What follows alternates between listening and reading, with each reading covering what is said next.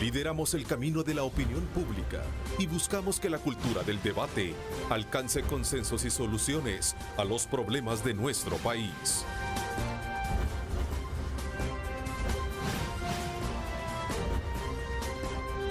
Diálogo con Ernesto López. ¿Qué tal? Muy buenos días. Hoy es martes 21 de julio del 2020. Qué bueno que está pendiente siempre de Diálogo. Esta mañana tendré como invitado en el estudio al ministro de Salud, Francisco Alaví. Ya está en el estudio el doctor Francisco Alaví, el ministro de Salud, a quien le doy la más cordial de las bienvenidas. Ministro, buenos días. Buenos días, un placer poder estar y continuar informando cómo está la situación y la evolución de la pandemia en nuestro territorio. Muchísimas gracias por su tiempo y por venir a dialogar de diferentes temas que son importantes que la población la conozca. Este día se tenía programado, doctor, que se iniciara la segunda fase, ¿verdad?, de la reapertura económica. Sin embargo, pues todo el mundo esperábamos que el ministro diera esa información, si se aperturaba o no se aperturaba, pero de repente la sorpresa fue que el presidente dijo, vamos el 21 con la segunda fase y después se retracta. ¿Qué es lo que pasó, ministro? ¿Falta de comunicación entre el presidente y su persona o qué fue lo que sucedió? Al contrario, la situación es, el Ministerio de Salud está evaluando constantemente, día con día, cuál va siendo el desarrollo de la enfermedad. Nosotros damos los recomendables, el presidente evalúa macro todo el desarrollo de la pandemia. Él ve la parte de salud, la parte de economía, la parte de políticas, la parte de todo el complemento que conlleva el manejo de esta pandemia, que está mucho más arriba de la parte y de la opinión inminentemente sanitaria que da el Ministerio de Salud. En ese contexto nosotros hemos mencionado desde un inicio cómo es de importante limitar esta enfermedad y cómo es de importante que este desarrollo que está observándose hoy día a día con ese incremento de los casos es una situación compleja y es una situación que pone en bastante riesgo a vidas salvadoreñas. Al principio, pues dijo el presidente, bueno, el 21 vamos con todo, se abre la segunda fase y ya después dice, bueno, después de haber consultado a los especialistas, cuando tal vez tuvo que haber sido inicialmente esta consulta para que él pudiera anunciar la apertura o no, y en este caso tuvo que haber sido su persona. ¿Cuál fue el recomendable o lo que le dijeron ustedes al presidente que no era oportuno abrir esta segunda fase, ministro? Esa respuesta siempre le hemos dado y no solo se le presentamos al presidente, sino que le hemos dado en múltiples entrevistas. Como repito, el presidente ve una cuestión país, una cuestión macro. Él se preocupa por la economía, él se preocupa por todos los demás factores que conllevan no solo la crisis sanitaria, el contexto en el que se maneja y se desarrolla esta pandemia. Ahora bien, nosotros siempre hemos mencionado algo bien importante y eso siempre ha sido, a mayor cantidad de casos de exposición de la población que no tiene la enfermedad a un territorio donde circula activamente el virus, por ende vamos a tener mayor cantidad de contagiados. Y si nosotros tenemos mayor cantidad de contagiados, ese 20% que algunos libros hoy dicen, bueno, no son libros, los estudios de investigación en evidencia dicen 30%, puede llegar a requerir tratamiento. Ese es el porcentaje que el Ministerio de Salud le pone mucha atención. ¿Por qué? Porque si tú tienes de ese 20%, el 15% que requiere tratamiento médico y un 5% que evoluciona en unidad de cuidados intensivos, el 15% probablemente con terapia de oxígeno suplementario, que es no invasiva en la mayoría de los casos, bueno, en la mayoría de los casos, que requiere tal vez líquidos endovenosos en una cantidad solo por deshidratación, alguno que otro medicamento, ese 15%, si recibe tratamiento, se va a salvar o no va a tener una complicación mayor. Pero si ese 15% no tiene acceso al servicio de salud, forma parte también del otro 5% que se hace en unidad de cuidados intensivos y que definitivamente, solo en evidencia científica, el 50% de los pacientes fallece. Entonces, darle la suficiencia al sistema de salud es la clave para que ese incremento no tenga. Y vamos a la pregunta inicial, ¿cuál es la recomendación? Si nosotros tenemos una tendencia con los casos, bueno, este día tenemos 12.582 casos confirmados, ¿verdad? 375 el día de ayer confirmados por día. Si nosotros tenemos una tendencia en incremento, no podemos hablar de incrementar el grado de exposición de la población, porque eso va a llevar directamente a un aumento proporcional a la cantidad de contagios. Entonces, no se pueden tomar decisiones que definitivamente van a aumentar la cantidad de personas que se enferman y, por supuesto, incrementa ese 15 o 20% de pacientes que requieren algún grado de intervención médica y que si no se le da, puede llegar a tener una complicación. Ese no es el objetivo del ministerio. El objetivo del ministerio es controlar la cantidad para que el sistema sea suficiente y de esta manera salir adelante. No podemos decir como país o como Ministerio de Salud que vamos a curar el COVID por este momento. Definitivamente no está en nuestras manos. Esa es la dificultad que tiene todo el mundo y todos los países están batallando con eso. Pero sí podemos controlar la cantidad de casos que están saliendo para que el sistema de salud pueda tener una intervención en ese porcentaje de pacientes que no van a fallecer si reciben un tratamiento adecuado. Hablando de cifras, ministro, la Sala de lo Constitucional ayer dijo de que el Ministerio de Salud debería de dar ya una cifra oficial de cuántos médicos y enfermeras se han contagiado, a pesar de que ya había hecho un recomendable máximo organismo de la Sala de lo Constitucional y todavía no se ha hecho. El mismo presidente del Colegio Médico lo decía ayer, que ellos desconocían una cifra oficial. ¿Por qué no se ha dado esta cifra oficial, ministro?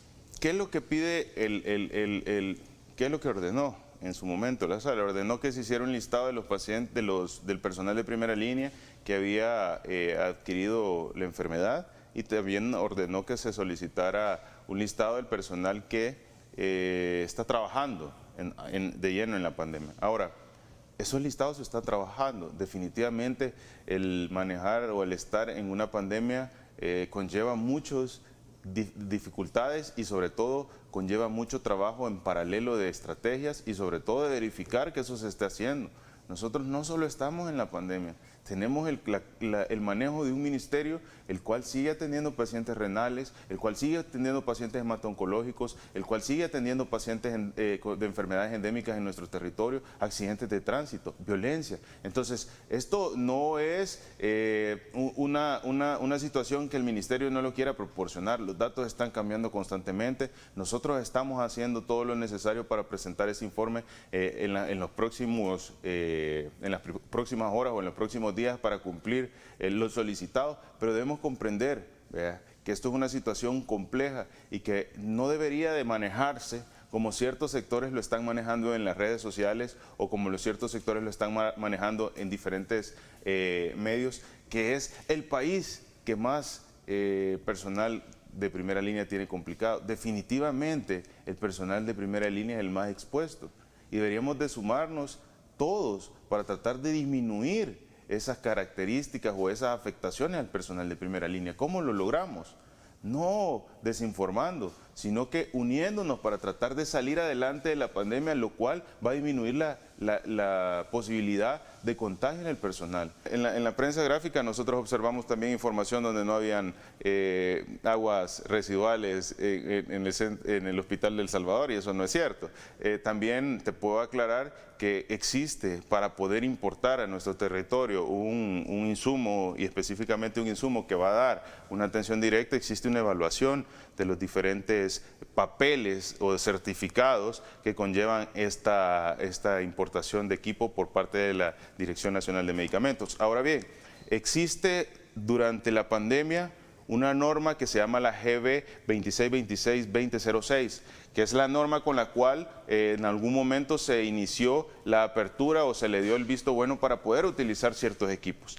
Dentro del desarrollo de la pandemia se identificaron que hubieron equipos específicamente, no por la norma, sino por ciertas empresas que manufacturaron equipos que no cumplían los requisitos. Pero todos los equipos que el país ha importado, todos tienen reportes de test de China, en los cuales certifican que la norma que se está utilizando cumple.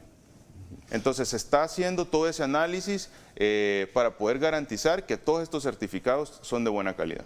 Bueno, hablando del Hospital El Salvador, ya decía usted de que aguas residuales en un principio se manejaba que no, usted está diciendo de que sí lo están. Ayer decía el presidente del Colegio Médico de que carece de un área de lavado y desinfección de sábanas o equipo que se pueda reutilizar y que se está yendo a hacer esas labores al Hospital Benjamín Blum.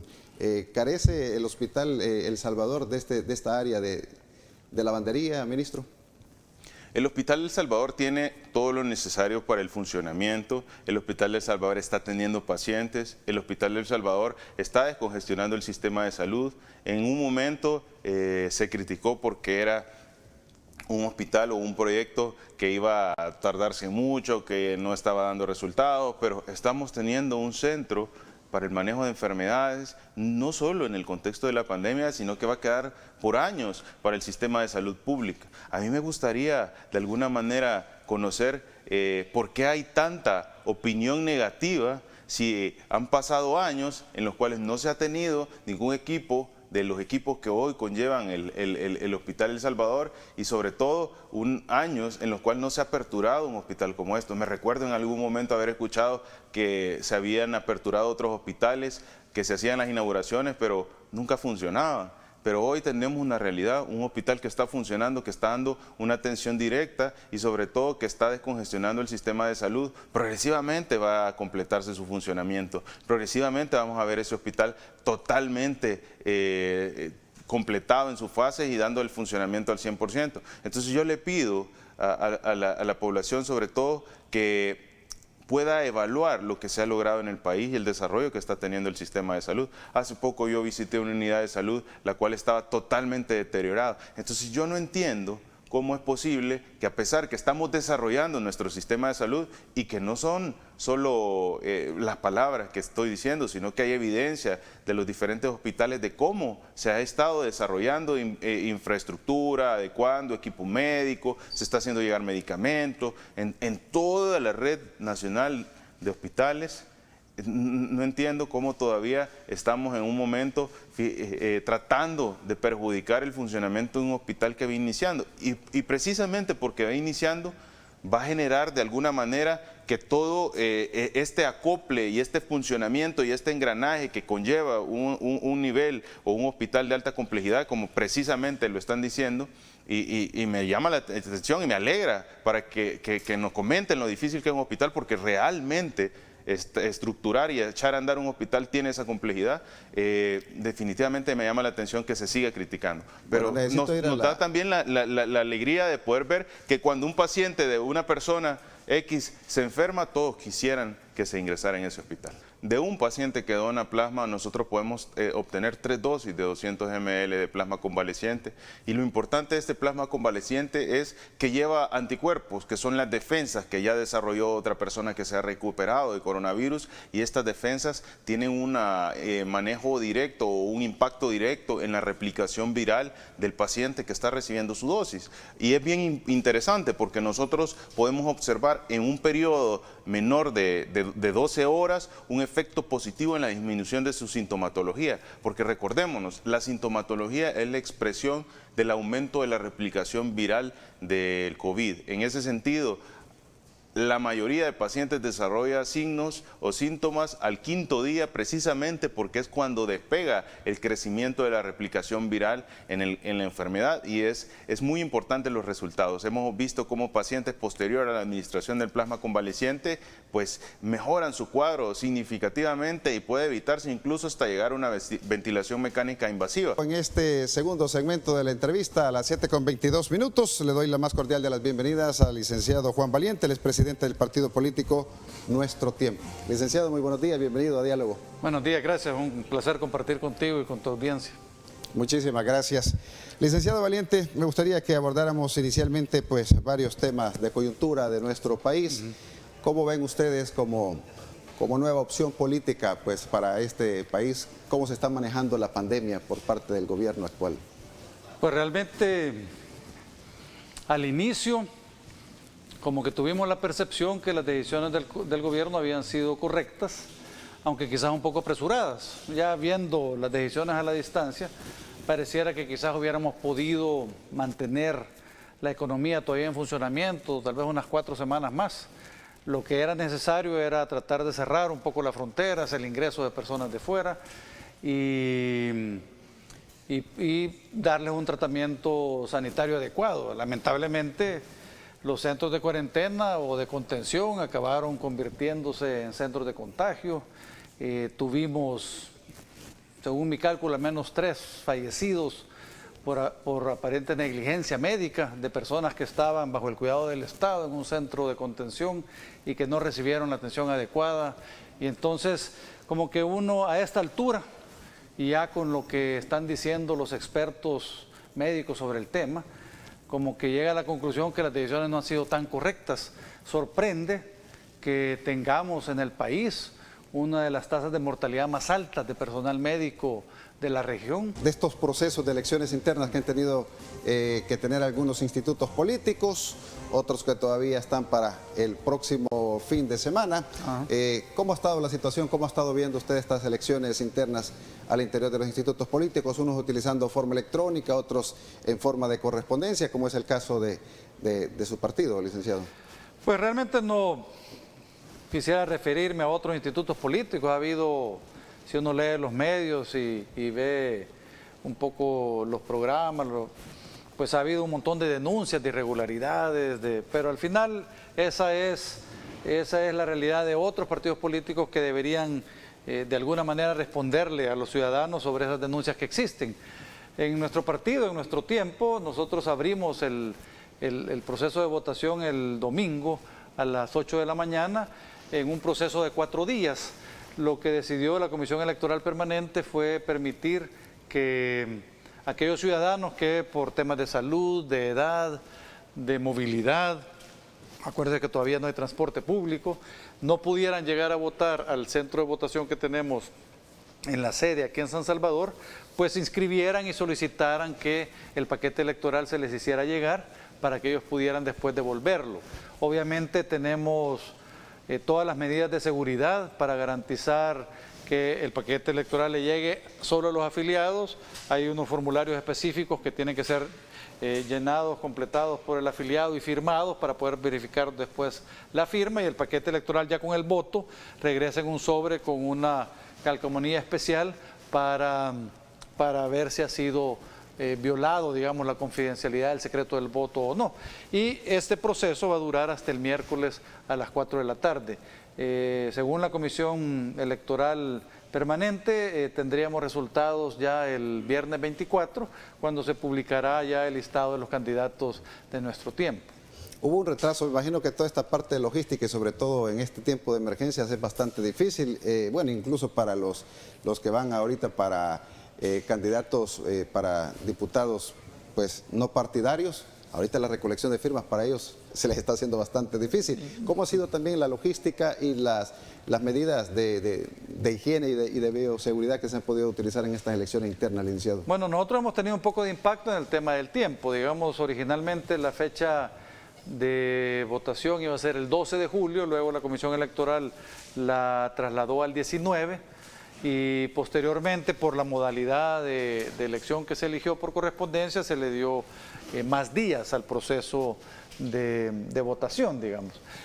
Obviamente está por correspondencia, pero también uno puede llegar al centro de votación y recoger su paquete electoral y votar de una vez en el centro de votación. Y entonces se han tomado todas las medidas. La Junta Receptora de Votos ha establecido, junto con la Comisión Electoral, medidas para garantizar el distanciamiento de las personas. Nunca hemos tenido mucha gente en línea, digamos, pero sí, a veces se han juntado unas 5 personas en línea, entonces que haya distanciamiento. Se tiene la bandeja para la limpieza de los zapatos, se tiene el alcohol gel para permitir que la gente tenga la posibilidad de limpiarse. También los DUIs no se tocan, digamos, sino que se depositan en unas bandejas para que ahí los verifique la persona de la Junta Receptora. Luego el DUI se deposita en una bandeja, otra bandeja que tiene un líquido especial para digamos, limpiarlo, ahí donde se firma y se va. Entonces sí tenemos un proceso bastante elaborado que garantiza la salud de los afiliados que lleguen y que decidan votar directamente en la sede del partido.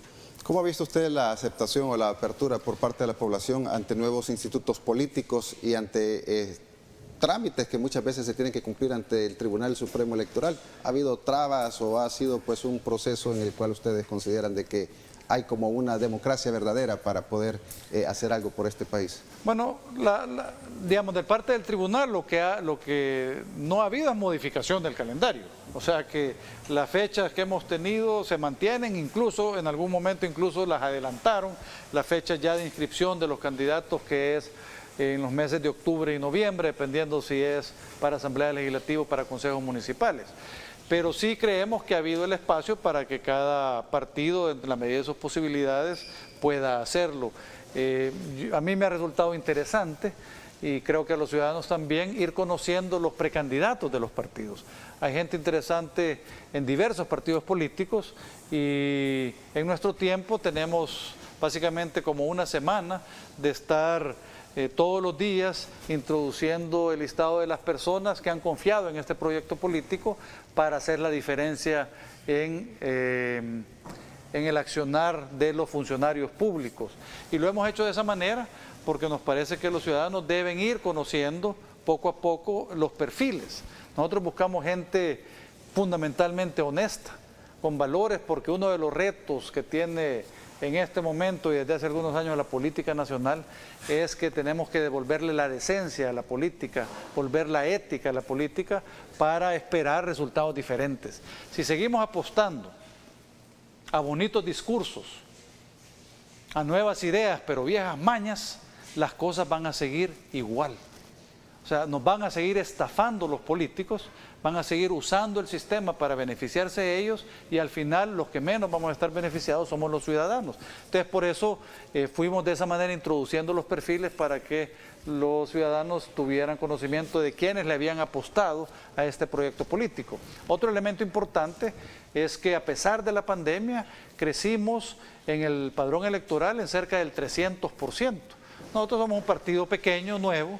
Teníamos un padrón cercano a los 150 afiliados y hemos terminado con alrededor de 650 afiliados en este proceso de elecciones internas, lo que indica que ha habido un renovado interés del ciudadano por incorporarse y participar, y nos alegra mucho. Esperamos que sea un signo de lo que podría pasar en las elecciones del año entrante, que si uno ve el comportamiento histórico, siguen viniendo para abajo en participación. Nosotros esperaríamos que el año entrante pues los ciudadanos se entusiasmen y participen incluso en un porcentaje muchísimo mayor de lo que lo hemos venido haciendo en los años pasados. ¿Cómo ve usted que van a quedar excluidos el voto en el extranjero que no va, y que muchas veces la diáspora salvadoreña está pidiendo pues que participación? Porque sobre todo estos institutos políticos, así como el suyo, que son pequeños, muchas veces la diáspora es el que brinda mayor apoyo a este tipo de institutos, pero lamentablemente no va a ir el voto en el exterior. Bueno, nosotros, nos apoyaran o no nos apoyaran, a nosotros el tema del voto en el exterior nos parece un tema de derechos. Para nosotros el derecho a votar es un derecho consagrado en la Constitución para todos los salvadoreños, estemos donde estemos. Y nos parece que efectivamente no se ha hecho lo suficiente para garantizar que los salvadoreños del exterior puedan ejercer ese derecho. Y nosotros, así como luchamos antes cuando algunos de nosotros fuimos funcionarios, seguiremos luchando ahora desde nuestro tiempo, y esperamos que los nuevos funcionarios que representen los intereses ciudadanos a través de este partido luchen por garantizar que el derecho al voto no se ponga en tela de juicio, y que se haga hasta lo imposible por garantizar que efectivamente todos los salvadoreños y salvadoreñas puedan votar independientemente de dónde estén. Algo que llama la atención es que no llevan planilla ustedes para el Parlacen, licenciado Valiente. No, nosotros decidimos hace meses no participar en el Parlacen, por varias razones. Quizás la primera es porque se ha convertido en refugio de algunos de los políticos corruptos de Centroamérica. Y entonces uno recuerda todavía cómo el mismo expresidente Funes corrió para ir a juramentarse a Guatemala cuando terminó su gestión, y ahora es perseguido de la justicia salvadoreña, asilado en Nicaragua. Y como ese caso tenemos varios. Recientemente los hijos del expresidente Martinelli de Panamá fueron capturados tratando de salir de Guatemala en dirección a El Salvador. No sé por qué aquí, si aquí tenían algún tipo de protección, de Guatemala a El Salvador con documentos que los acreditaban como diplomáticos por ser miembros del Parlacen. O sea, esa es la primera razón, ¿verdad? O sea, el Parlacen se ha convertido en refugio de algunos de esos personajes lamentables de la política centroamericana y de esa política que ya no queremos, de esos políticos que mienten, que roban, que llegan a abusar de los recursos públicos para beneficiarse. Y la segunda razón es porque no sirve para nada. O sea, el Parlacen, tal como está diseñado, no está contribuyendo a la integración centroamericana. Nosotros, por supuesto, que creemos en la integración centroamericana y estamos conscientes que si como región fuéramos un actor internacional desde Guatemala hasta Panamá, seríamos considerados de una manera distinta, pero en un proceso serio como el de la Comunidad Económica Europea, que llegó ya ahora a conformarse en la Unión Europea. Pero ahorita las decisiones del Parlacen, fuera de garantizar quizás salarios de $4,000 o $5,000 a los políticos que son exportados o jubilados en ese puesto de oro, pues no son vinculantes, o sea que no sirven para nada. O sea, no es como fue en Europa, donde las decisiones del instrumento legislativo de Unión Europea era vinculante para todos los países. Entonces realmente yo creo que si damos pasos en la dirección correcta, nosotros apoyaríamos un proceso serio de integración centroamericana, pero para mantener el Parlacen, que lleguen los políticos corruptos ahí a esconderse, o los políticos que siguen buscando fuero, ¿verdad?, pero que ya no tienen futuro nacional, entonces van con fuero para un parlamento centroamericano, para eso no vamos a apoyar y decidimos no participar. Bueno, licenciado Juan Valiente, quiero agradecer su presencia esta mañana a Diálogo. No, hombre, gracias, un gusto estar aquí y agradecer por la oportunidad de informarle a los salvadoreños sobre cómo va nuestro tiempo y cómo nosotros evaluamos la situación del país. Muchísimas gracias. Y a ustedes, amigos televidentes, gracias por honrarnos siempre con su preferencia. A continuación, arriba mi gente, que pasen un feliz día y que Dios me los bendiga. Lideramos el camino de la opinión pública y buscamos que la cultura del debate alcance consensos y soluciones a los problemas de nuestro país.